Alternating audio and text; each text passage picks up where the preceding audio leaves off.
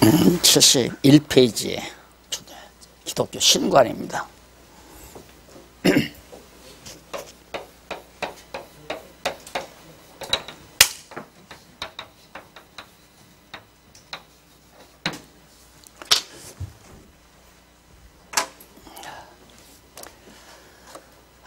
시편 42편 5절로 9절을 요절로 그렇게 제공해 드렸는데요. 하늘을 창조하여 펴시고 땅과 그 소산을 베푸시며 땅 위에 백성에게 호흡을 주시며 땅에 행하는 자에게 신을 주시는 하나님 같이 말씀하시되 나 여호와가 의로 너를 불렀은즉 내가 네 손을 잡아 너를 보호하며 너를 세워 백성의 언약과 이방의 빛이 되게 하리니 네가 소경의 눈을 밝히면 갇힌 자를 옥에서 이끌어내며 흑암에 처한 자를 간에서 나오게 하리라. 나는 여호와니 이는 내 이름이라. 나는 내 영광을 다른 자에게 내 찬송을 우상에게 주지 아니하리라. 보라 전에 예언한 일이 이미 이루었느니라. 이제 내가 새 일을 구하노라. 그 일이 시작되기 전이라도 너희에게 이르노라. 42편 시편 이사야 42장 5절로 9절입니다. 이사야 42장이면 이제 쌈의 심에 대한 내용이 나오는 거죠. 40장 이전에는 때리심이고 그 다음 40장 이후가 이제 쌈의 심에 대한 내용인데 거기 초두에 보면 하나님을 설명하기를 창조하여 펴시고 모든 우주와 만물을 창조하여 펴시고 땅과 그 소산을 베푸시며 지상의 모든 소목과 곡식들을 자라게 땅 위의 백성에게 호흡을 주신다. 이 땅 위에 사는 백성에게 호흡을 주어서 모든 일을 당신의 정하신 뜻대로 행하시는 내가 이사야 너에게 내가 손을 붙들어 이끈다. 빛이 되게 하리라 하는 그런 내용으로 나오면서 내 이름 여호와다. 나 외에는 다른 신이 없어. 내 앞에 우상 섬기는 일이 없게 하겠다는 그런 내용의 줄거리로 이사야 선지서 42장에 기록되어 있습니다. 이 신관이라고 하는 것은 직접적으로 우리 기독교에 있어서 가장 중요한 문제죠. 문제는 첫째 중요한 것이 정말 신이 있느냐 없느냐 존재 문제가 가장 중요하고요. 어쨌든 우리 기독교에 있어서 최고 중요한 것이 뭐냐 한다면 물론 이제 우리가 가지고 있는 것 중에는 확실한 건 성경이죠. 성경이 매우 중요하고 그래서 이제 성경과는 우리가 배운 거고요.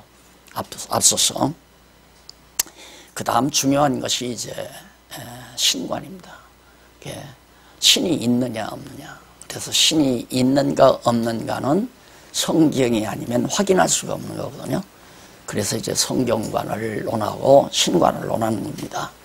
성경은 분명히 신의 존재를 말하는데 여기 이 신관에서는 성경이 분명하게 존재해주는 확신하도록 존재를 증명해주는 그 신인 하나님은 어떤 속성을 가지고 계신가 그리고 그분이 구체적으로 하시는 일이 뭔가에 대한 핵심적인 내용만을 간단하게 요점적으로 정리한 것이 신관에서 취급하는 내용입니다.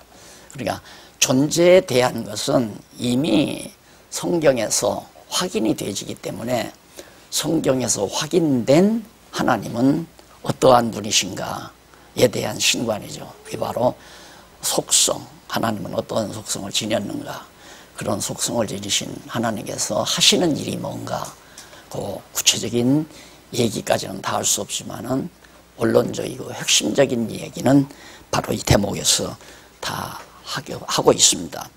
그래서 이제 이미 우리가 성경 개론에서도 파악을 했고 또 성경 강론에서도 이제 늘 얘기하듯이 하나님은 확실히 존재하지 않은데 그 존재하시는 하나님은 5대 속성을 지니신 분이다.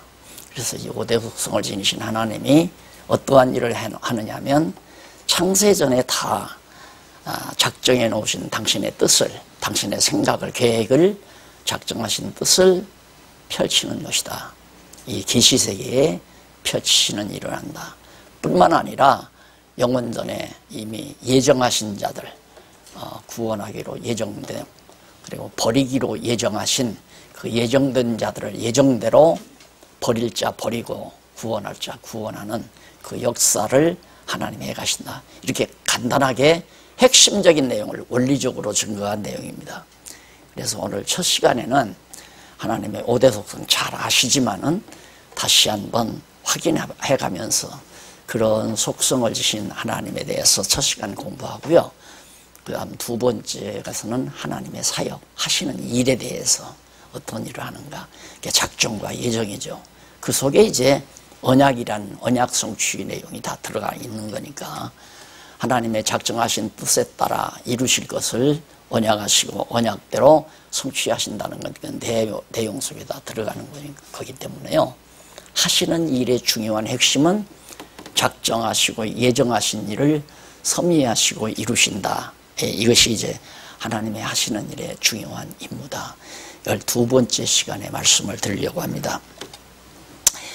그래서 그 앞에 조금 서문을 보면은 71페이지 앞서 기독교 성경관을 논하였다. 이어서 기독교 신관에 대하여 논하는 것은 논리상으로 매우 자연스럽다. 그럴 수밖에 없잖아요.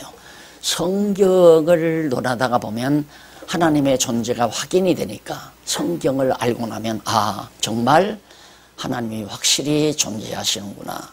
그래서 신의 존재가 매우 분명하기 때문에 신관으로 이어질 수밖에 없잖아요. 그리고 또 성경이라는 것이 다른 게 아니라 하나님을 계시하시는 것이 하나님 당신이 여호와임을 앞에 성경에서도 우리가 확인한 대로 내 이름은 여호와다 그러잖아요.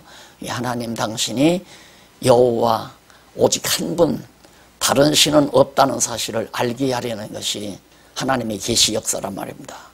그러니까 하나님을 계시하는 것이 성경이기 때문에 성경관을 논하고 신관을 말하는 것은 논리적으로 너무 자연스럽게 정리되는 내용이다.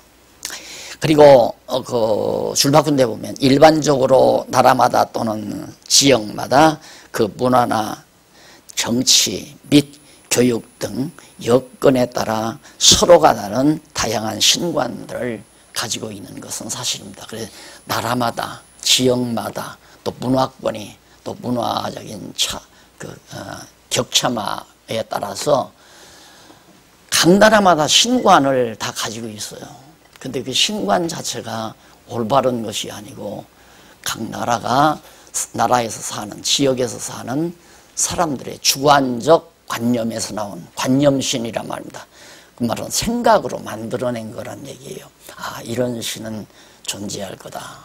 그러니까 산골에 사는 자들은 산중에서 살아가는 사람들은 아 분명히 산신이 있겠다. 산신령이.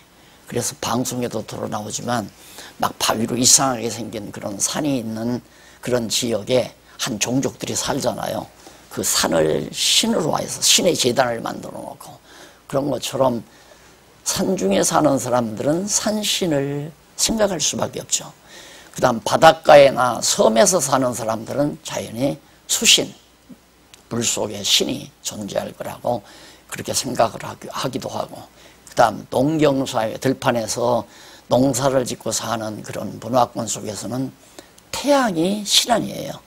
그러니까 태양이 적절하게 이제 많이 쪼여지고 일기가 잘 배열이 되면 조화를 이루어서 일기가 진행이 되면 곡식들이 잘 익어가니까 그래서 태양신 이런 신을 나라마다 종족마다 지역마다 자기들 나름대로 생각으로 만들어내서 신을 소위 섬기는 것이 이방 종교고 무속 종교란 말입니다. 이해가 가시죠?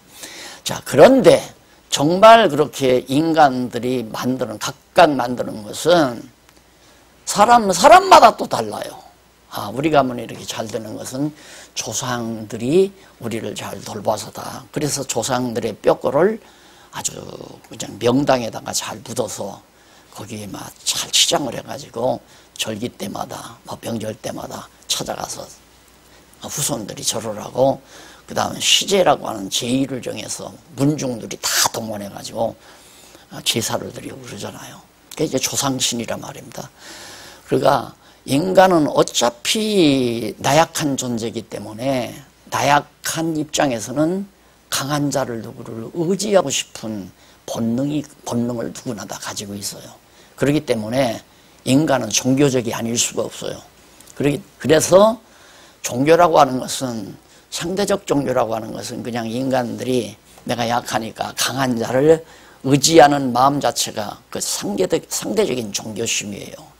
그걸 이제 절대화해서 어떤 객관적인 신으로 그렇게 만들어 가기도 하고, 그렇게 만들기 위해서는 이제 그 사람을 막 이렇게 우상으로, 다시 말해서 이제 형상을 만들어서 이제 세워놓죠. 우리나라도 그러잖아요. 단군 형상 만들어서 막 각 학교마다 만들어 놨댔죠. 그걸 반대하고 해서 막 단군교 해가지고 그런 일도 있는가 하면, 여기 이제 세종대왕 그 모습도 있는 거고요. 이순신 장군의 이제 모습도 세종나라에다 세워놓고 온 국민들이 우러러 추앙하고, 그게 하나의 종교심이거든요. 그런 것들이 모두가 다. 그게 잘못된 하나의 본능적인 종교심이란 말입니다. 그러나 그거 말고 정말 절대적인 신, 확고하고 분명한 절대적 신이 존재하는가, 이것은 성경 이유에서는 절대 확인될 수가 없다. 오직 성경에서만 확인이 되는데, 놀랍게도 우리 기독교 성경은 살아계신 여호와 신, 오직 한 분 신이 있다는 것이 확정이 되잖아요. 너무도 분명하게 확정이. 그래서 과연 그 신은 어떠한 분이시고 무슨 일을 행하는가, 그것이 이 신관에서 우리가 살피고자 하는 주요한 내용입니다. 자, 그러면 넘어가서 신의 속성부터 우리 한번 살펴보십시다. 72페이지 1번 신의 속성.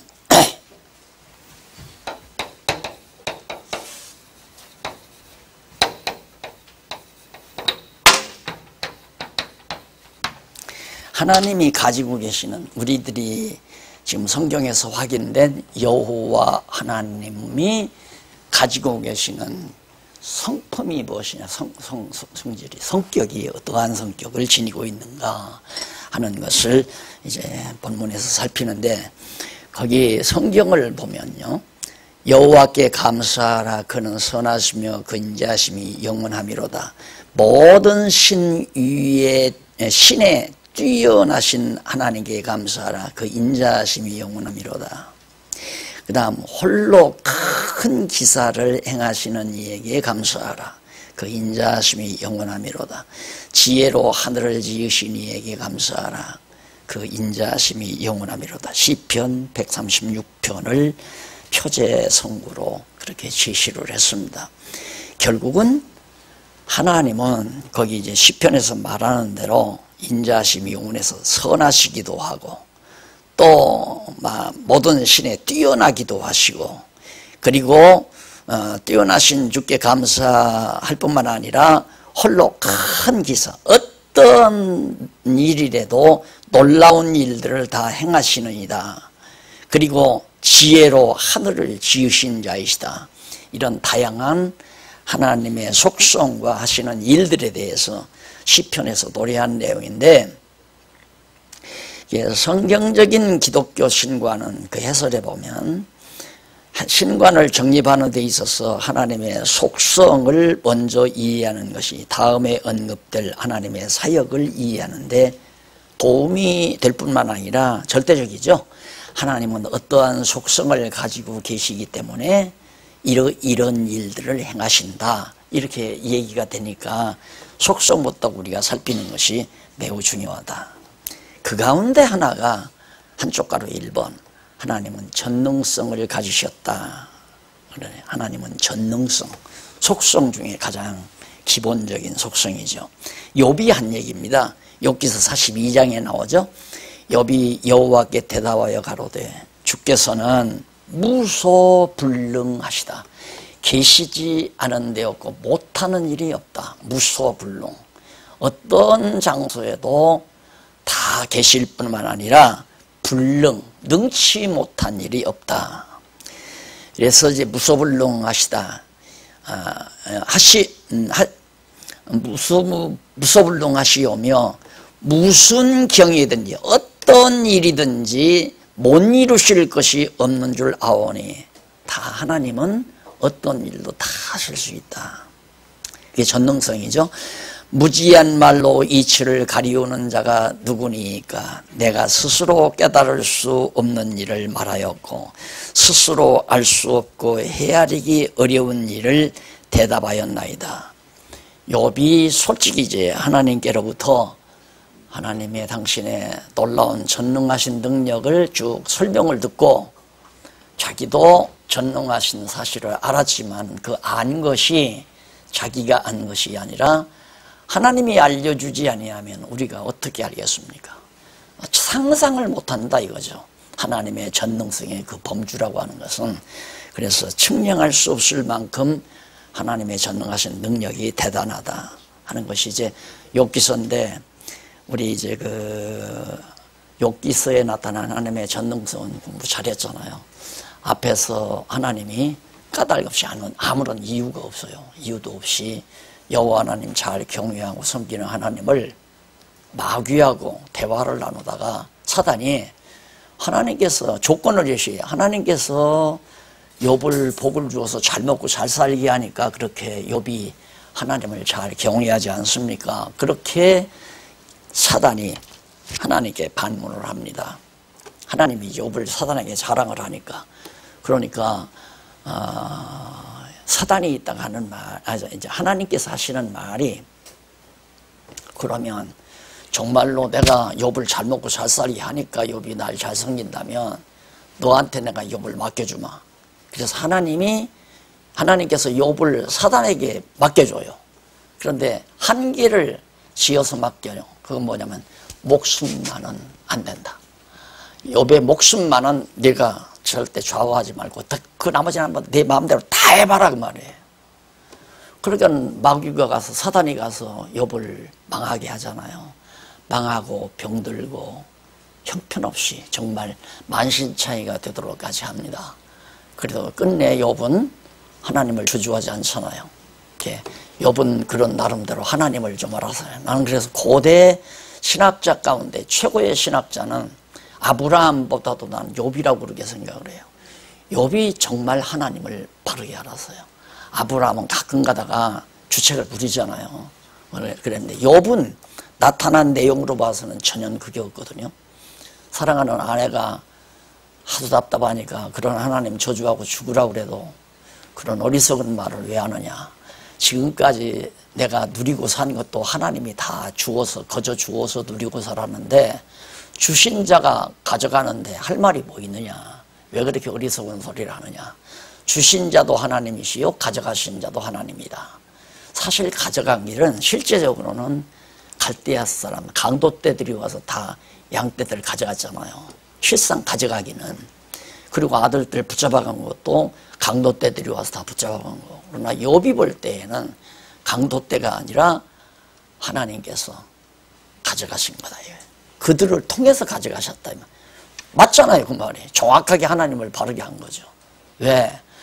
하나님께서 만약에 사단에게 욥을 맡기지 않았다면 사단이 갈대아 사람들의 마음속에 들어가서, 강도떼들의 마음속에 들어가서 욥의 재산을 탈취해 갈 수 있는 행동을 할 수가 없는 거고요. 그렇죠? 그러니까 원리가 항상, 우리는 자꾸 나타나는 현실을 보자. 나타나는 현실만. 항상 이틀 속에서 보라고 하잖아요. 항상 이틀 속에서. 그러니까 하나님의 영역이, 영역 밖에 아무것도 존재하지도 않고 아무 일도 일어날 수 없는, 이것이 영원하신 하나님의 영역이다. 그 안에 사단이라고 하는 이런 존재가 하나님의 영역권 안에 지배자로, 하나님의 주관자로, 하나님의 지배를 받아서 움직이는 사단이라는 존재가 존재하잖아요. 여기에 그동안은 하나님께서 완전히 욥이 하나님만을 경외하고 살았어요. 그런데 욥을 갖다가 하나님께서 사단에게 딱 맡겨 주었다 이 말입니다. 일이 들어가서요. 이제 네가 그러면 사단 다 맡아라. 그러나 그 생명은 다치지 말라고 생명을 조금 남겨놨단 말입니다. 생명을 조금 남겨놓고 나머지는 재산이라든가 건강이라든가 몽땅 다 사단에게 맡겨놓았어요. 그러니까 사단이 갈대아 사람들, 그 사악한 사람들의 마음속에 들어가서 욥의 재산을 갈취할 그런 욕심을 발동시켜가지고 와가지고 양떼들 다 끌어가고 그 다음 목자들 다 끌어가고 나중에는 아들들까지 다 사로잡아가고 그렇게 돼버리잖아요. 그러니까 결국은 하나님께서 사단을 통해 갈대아 사람들의 마음속에 완전히 탐욕을 주어가지고 사단을 통해 주어가지고 욥의 재산을 다 갈취해 가도록 하셨다. 누가? 하나님께서. 이런 도표예요. 그러니까 공부할 때만 이렇게 생각하지 말고요. 항상 모든 생활 속에서 우리가 그렇게 생각을 해야 되거든요. 내 돈 떼먹는 사람도 있잖아요. 나를 억울하게 하고 나를 완전히 코너에 집어넣고 고통당하게 하는 그런 일들이 세상 살다 보면 참 많단 말입니다. 그걸 하나님을 잊어버리고 갈대야 사단도 아니야. 사단이 저렇게 한다는 말까지라도 거기도 안 가. 그럼 뭐 저놈 자식이 저놈이 우리 집안 망하게 했다. 저놈이 우리 재산 갈취해 갔다. 그렇게 우리를 생각하고 한다면 오늘 이 자리에 나와서 공부하나 마나. 안 그래요? 공부하면 뭐예요? 생각은 여전히 저 인간이 나를 욕한다. 저 인간이 나를 거짓말로 모함한다. 그러고 그 사람하고 원수 축지고 싸움할 바에야 성경 뭐하러 배워요? 그렇잖아요. 그러니까 항상 우리가 이렇게 공부하는 건 다른 사람들은 모르고 지금 우리가 신관 배우잖아요. 기독교 신관. 정말 우리는 어떤 하나님을 경외하는가. 이런 하나님이란 말입니다. 그게 욥기서에 나타난 하나님이거든요. 그런데 친구들, 욥은 이런 생각을 해서 욥은 이런 하나님과 신관을 가지고 있는데 욥의 친구들은 이런 신관이 아니에요. 이런 신관이 아니고 이것도 아니에요. 완전히 욥이 네가 하나님 앞에 잘못하니까 하나님께서 너에게 벌을 준 것이다. 그러니까 이 친구들이 가지고 있는 건 하나님이에요. 하나님이고 이건 욥이야. 욥이고 그러니까 이 전능하신 하나님이 욥 너를 늘 바라보고 계시는데 네가 하나님의 뜻대로 잘 살면 하나님이 복 주고 네가 지금 이렇게 망한 것 보니까 하나님 앞에 범죄했구나. 그러니까 망한 것은 내 책임이다. 이렇게 들리는 거예요. 네가 왜 망했니? 네가 잘못해서 망한 거다. 네가 죄져서. 이것이 내가 볼 때 지금까지 대부분 기독교 성도들이 기독교인이라고 하는 분들이 대부분 이런 생각을 가지고 있어요. 대부분이 다 성경신학을 공부한 분 말고는 아마 전부 이 생각일 거예요. 나도 그랬으니까. 그러니까 내가 잘하면 하나님이 복 주어서 잘 먹고 잘 살게 하고 내가 잘못하면 하나님께서 벌 주어서 망하게 하고 그렇게 늘 생각하고 사니까 안 맞아떨어지잖아요. 우리의 실제 삶 속에서. 아니 예수도 안 믿고 신앙생활도 안 하는 사람이 훨씬 돈도 많고 자녀들도 잘 되고 성공도 하고 세상적으로 권력도 누리고 이런 사람들이 얼마나 많은데요. 그러니까 사람들이 이런 식으로 교회에서 신앙을 권고하고 하나님을 가르치니까 영특한 사람은 저거는 뭔가 안 맞다. 실제와 저 목사님이 하는 말이 조화가 안 된다. 그러니까 머리가 아픈 거예요. 지끈지끈. 헷갈리고. 이거 뭐 틀렸다. 엉터리다. 저 목사하는 말 참 엉터리다. 예수 믿어야 잘 먹고 축복받아 잘 먹고 잘 산다고 자꾸 그런 거 보니까 예수 안 믿는 사람이 훨씬 더 잘 되는데 우리 반에도 보니까 예수 안 믿는 사람 아들놈이 서울대학 법대에 잘 붙던데 그런데 예수 믿는 장로 아들놈은 지금 더 저 지방대에 가서 허덕이고 있고 안 맞잖아요. 이래서 교회가 점점 찌빠다가는 거예요. 주저앉는 거라 이 말입니다. 이런 하나님을 이게 이제 전능하신 하나님보다 전능성. 하나님은 전능하셔서 마귀도 지배하고 까닭 없이 흥하게도 하고 까닭 없이 망하게도 하고 이게 이제 왜 하나님의 정하신 뜻이 있어요. 하나님의 정하신 뜻. 그 뜻을 이루기 위해서. 그리고 중요한 건 하나님이 전능하시다는 사실을 깨달아 알리게 하는 방법이 바로 이 방법이에요. 하나님이 내가 모든 능력을 다 가지고 있다. 망하게 하는 능력도 있고 흥하게 하는 능력도 있고, 그리고 사단을 지배하는 능력도 있고, 이 모든 능력이 하나님의 손에 달려있다. 이걸 계시하는 것이 욥기서라고 말해요. 근데 이 친구들이 욥하고 계속해서 투쟁하잖아요. 욥은 이런 하나님을 말하고 친구들은 이런 하나님을 말하고, 그러니까 이 토론이 안 맞는 거죠. 그래서 욥기는 참 유명한 아주 중요한 신관이 여기에 담겨져 있습니다. 전능하신 하나님. 그래, 전능하신 하나님이란 말이 엘로힘이란 말이거든요. 엘로힘, 엘이란 말이 능력이란 말이에요. 그 다음 전미사 힘이라는 말은 복수를 말하는 거예요. 그렇기 때문에 능력들, 모든 능력, 그런 뜻이에요. 그러니까 모든 능력이면 전능, 모두 전자 아니에요? 전능하다. 하나님은 전능하다. 모든 일을 다 주관하시고 다스린다 그 말이에요. 그러면 하나님은 전능하시고 인간은 소능하신가? 전능이 아니라 어떤 능력이 그냥 작은 능력이라도 있는 게 인간인가? 그게 아니라 이 말이에요. 전능이란 건 모든 능력이 하나님 거라 이 말이에요. 인간에게는 아무 능력이 없다는 얘기거든요. 그러니까 하나님이 흥하게 하니까 욥이 흥했고, 하나님이 욥을 사단에게 맡기니까 사단의 종로로 할 수밖에 없죠. 사단에게 지배받을 수밖에 없잖아요.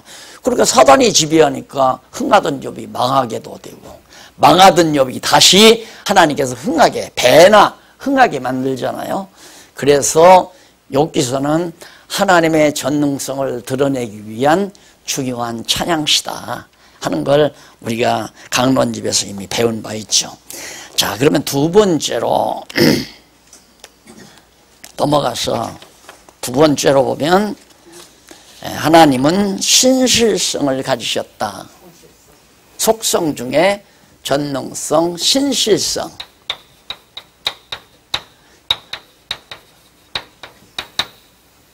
신실성, 이게 첫 번째고 이거 두 번째고, 하나님의 속성 가운데 전능성, 신실성. 이 신실성은 이제 시편에 잘 나타나 있죠. 시편이 보면 그 1편에서 2편까지는 언약시예요, 언약시. 그 다음 3편에서 89편까지가 간구시. 그 다음 90편에서부터 150편까지가 이것이 찬양시.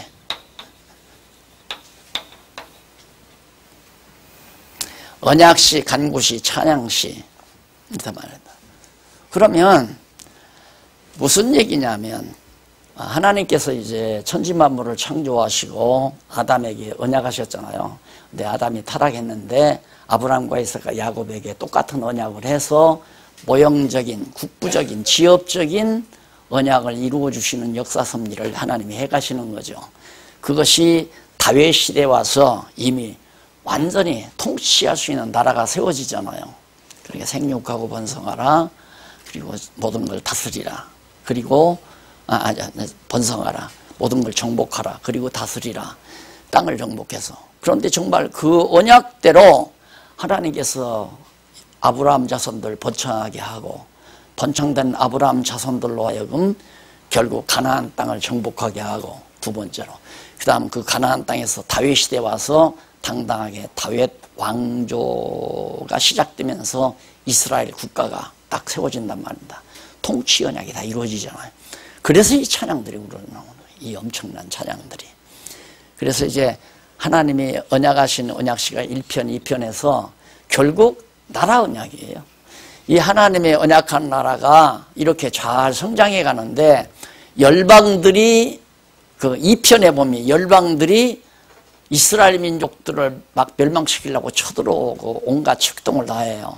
그러니까 어찌하여 열방들이 허사를 경영하는고, 하나님께서 이스라엘 민족들은 이미 다 하나님의 언약 가운데 세워진 민족이고 보호하시는 민족인데 뭐 그 당시에 아람이라든가 아수르라든가 에집트라든가 그다음 바비로니아, 파사, 그다음에 헬라 이런 나라들이 이방 나라들 아니에요.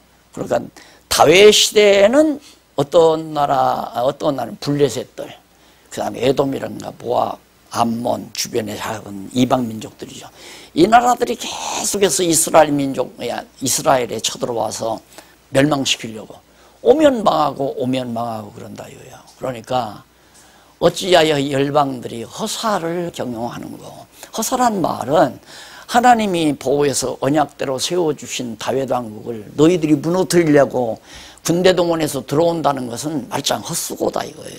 허사다. 그 일을 왜 하느냐 이 말이에요. 왜? 1편에서 복 있는 사람은 악인의 꾀를 좇지 아니하며 하면서 쭉 얘기하잖아요. 그러면서 여호와께서 당신의 이름을 위하여 의의 길로 인도하신다. 1편에 나오는 시편이에요. 그렇게 뭐냐면 하나님께서 언약하시고 언약을 이루시기 위해서 지금까지 이스라엘 민족을 애굽 땅 존대였던 집에서 끌어내가지고 광야를 지나 요단강을 건너 가나안 땅 두르게 해가지고 그 땅에서 나라가 세워지게 했다 이 말이에요.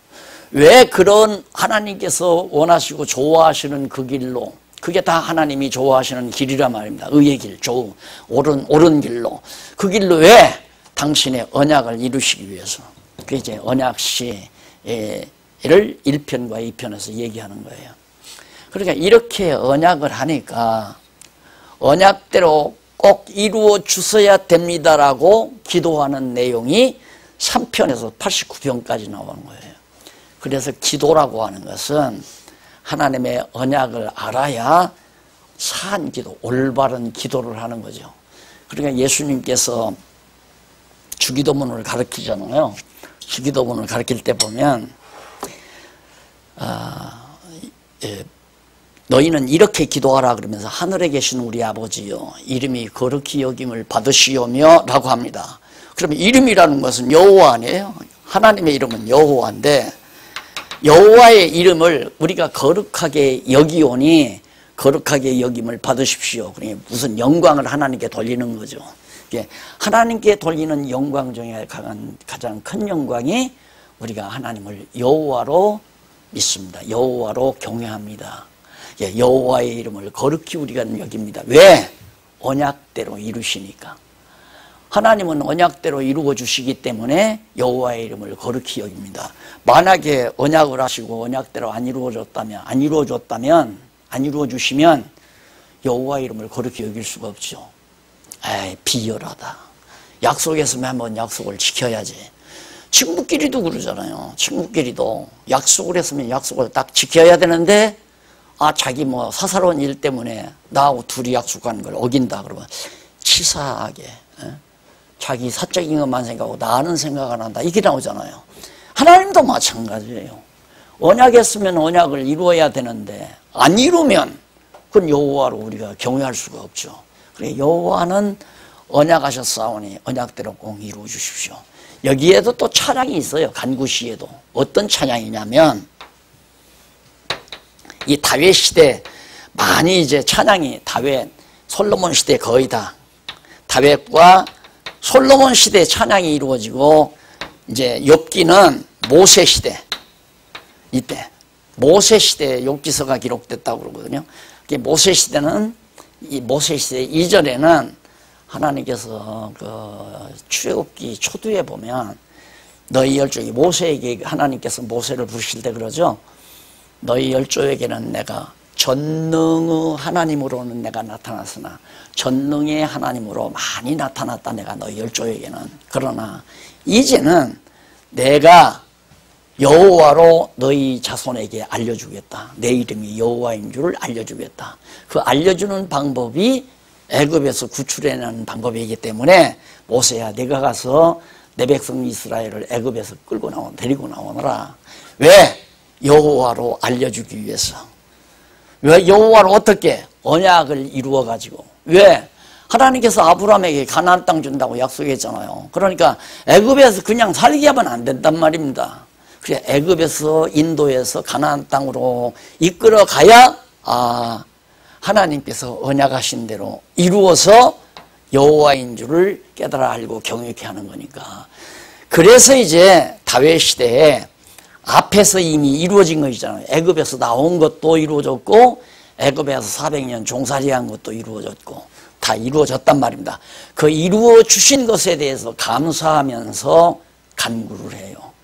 간구는 앞으로 이루어 주십시오. 앞으로도. 그러니까 과거에도 언약대로 이루어 준 것처럼 앞으로도 이루어 주십시오 하고 간구시를 89편까지 주로 그런 흐름에서 여기 간구시가 나옵니다. 그래서 이 간구시 안에는 감사가 전제되면서 감사와 간구, 이제 감사가 찬송으로 우리에게 받아들일 수도 있죠. 감사 찬송과 간구시. 이루어진 것에 대한 감사와 찬송시, 간구시. 그 다음 지금 현재 과거 이루어진 것, 그리고 현재의 일. 즉 다윗이 왕이 됐으니까, 이 시대의 왕이 됐으니까 이 시대에 있는 것도 감사하고 감사하면서 간구시는 앞으로도 꼭 언약대로 이루어 주십시오 그 말이에요. 그게 이제 간구시죠. 그 다음에 이제 찬양시는 하나님께서 언약하시고 언약대로 이루어달라고 간구하면 이루어 준다 이 말이에요. 그러니까 이루어 준 것에 대한, 여기도 마찬가지, 이루어 준 것에 대한 찬양과 이루어 주실 것에 대한 찬양, 앞으로 이루어 주실 것 믿어지니까. 왜? 이루어졌고 지금도 이루어지고 있고 장차도 이루어질 것이 확실하니까 가불에다가 찬송을 미리 해버려요. 그래, 여호와여 여호와의 이름을 찬양할지어다. 그의 인자심이 영원하미로다 하고 여호와를 찬양하는 내용이 주로 90편에서부터 150편까지. 그러면 하나님께서는 언약하시고 언약대로 이루어서 백성으로 하여금 찬양이 나오게 만들죠. 그게 바로 신실성의 찬양이에요. 거짓말을 안 한다 이 말이에요. 하나님은 거짓말이 없다. 그래서 하나님은 신실성을 지니고 계시다. 그러니까 이 신실성은 얼마나 신실한가에 따라서 내게서 바로 신뢰, 믿음이죠. 신뢰가 쌓이는 거예요. 내가 목사님을 신뢰하는 것이 자, 2번을 대해보고 10번을 대해보고 20번을 대해봐도 거짓이 없어요. 진실하고.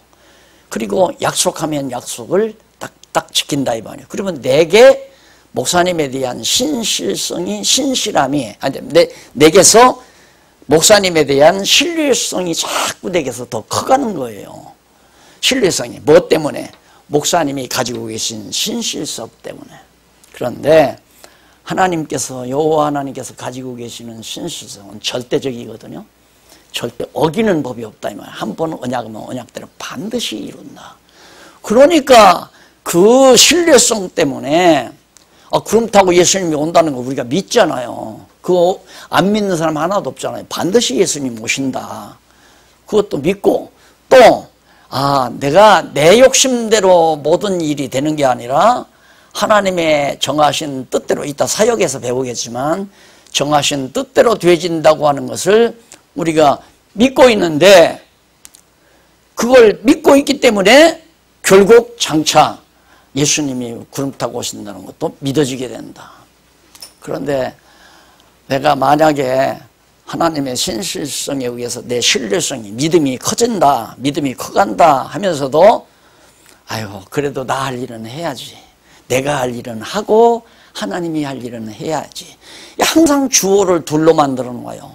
주어를 둘. 그러니까 문장이 헷갈리는 거죠. 언제나 적어도 박사 논문에 통과되는 논문은 그 문장에서의 주어가 뚜렷하게 하나가 돼야 돼요. 본주어라고 하는 것이. 그 나머지는 다 가주어로 처리돼야 되거든요. 그래야 논문의 논리가 일관성이 있잖아요. 그런데 하나님이 하신다고 해놓고 그래도 내가 할 일은 해야 한다. 이게 이제 바로 욥의 친구들이 가지고 있는 말이에요. 근데 우리는 그렇게 하는 게 아니라 하나님이 모든 거 다 하신다. 그러면 나는 그러면 가만히 누워서 낮잠 자도 되나? 그게 아니에요. 하나님이 낮잠 자게 하지 않는다 이 말이에요. 하나님께서 여러 가지 여건을 줘가지고 친구를 통하든 어디에서 정보를 얻어가지고 야 들어오다가 사거리 코너집이 가게가 났다더라. 그런데 가게 났다는 말을 딱 듣는 순간 내가 거기서 빵집을 하나 해보고 싶다. 아이디어가 딱 떠올라요. 그래서 가서 딱 알아보니까 내가 준비하고 있는 자금하고 비슷하게 맞아 떨어지는 거야. 했다 이 말이에요. 시작해서 빵집을 하는데 잘 운영이 돼요. 내가 그때 판단을 잘했다. 이건 이 친구예요. 이 친구. 내가 판단 잘한 게 아니라 이분께서 나에게 그런 지혜와 그런 판단을 할 수 있도록 인도해 주셨다. 이것이 이제 우리 성경신학자들이 가지고 있는 거란 말입니다. 그런데 강의를 채 들어보지도 않고 그러면 하나님이 전능하지 다 하시면 나는 가만히 있어도 되네? 낮잠 자도 되네? 그게 앞뒤가 안 맞는 얘기거든. 내가 들을 때는 하여튼 병신 같은 놈이나 하라고 내가 한바탕만 할 뻔하는데 그 병신 같은 인간이죠. 어떻게 하나님이 다 하시는데 제 마음대로 가만히 있느냐 이거. 낮잠 자도 된다. 참 너무너무 이렇게 내가 열을 올리면서 이 얘기를 해도 또 잊어버려. 이제 또 살다가 보면 이게 너무너무 분명한 거라. 하나님이 전능하신 분이기 때문에 그러면 나도 하나님이 망하게 하시면 어쩔 수 없는 거예요. 부인하고 부부 싸움할 거 없어요. 내가 빵집 하자고 당신이 하지 말자고 했는데 당신이 하자고 했잖아. 그게 부도나가지고 다 있는 놈의 재산 다 까먹고 노후자금 다 없어버려서 이제 당신 나가서 파출부라도 해서 먹여 살려 하고 싸움한다 이거예요. 싸움하는 건 벌써 성경신학자가 아니죠. 아내가 그렇게 말한다고 하는데 은근히 야 그렇게 해서 돈 잘 벌면 내가 용돈 좀 많이 쓰겠구나 이렇게 생각하고 묵인을 한 거야. 그런 마음도 하나님께서 망하게 하려고 해놓은 거란 말입니다. 그게 합자해서 다 망한 걸 둘이 네가 잘했다 내가 잘했다 싸움하는 자체가 교회 문제도 마찬가지예요. 다 교회 문제도. 하나님께서 망하게 하시면 망하는 겁니다. 하나님이 흥하게 하시면 천하없어도 흥하는 거고. 그래서 우리가 여호와 하나님 말 억울하지요. 화가 나지요. 억울하고 분통 터지고 그런 일 많지만 이걸 생각하면 어쩌다가 너는 마귀의 유혹을 받아가지고 그래 욥의 재산을 갖다가 갈취할 마음을 가지고 강도짓을 했냐. 불쌍하고 측은하잖아요. 나쁜 일에 쓰임받는 사람이 참 불쌍하고 가려는 거죠. 그렇잖아요. 이 원리대로 보면 마음 평안히 갖고 하나님 의지하고 경외하는 마음을 가진 사람은 참 행복한 사람이에요. 그런데 하나님의 영역권 아래서 악한 일을 남 비난하고 욕하고 험담하고 그냥 어떻게든지 남 짓밟으려고 하고 하는 생각을 가지고 있는 사람은 이미 마귀의 종로를 하라고 하나님께서 맡겨놓은 거란 말입니다. 불쌍한 사람 아니에요? 그래서 측은하고 불쌍한 사람이죠. 그래서 전능성과 신실성 하나님은 절대 당신께서 약속하신 언약하신 일 변함없이 이루신다. 그 다음 이제 주권성 아니에요. 하나님 주권성.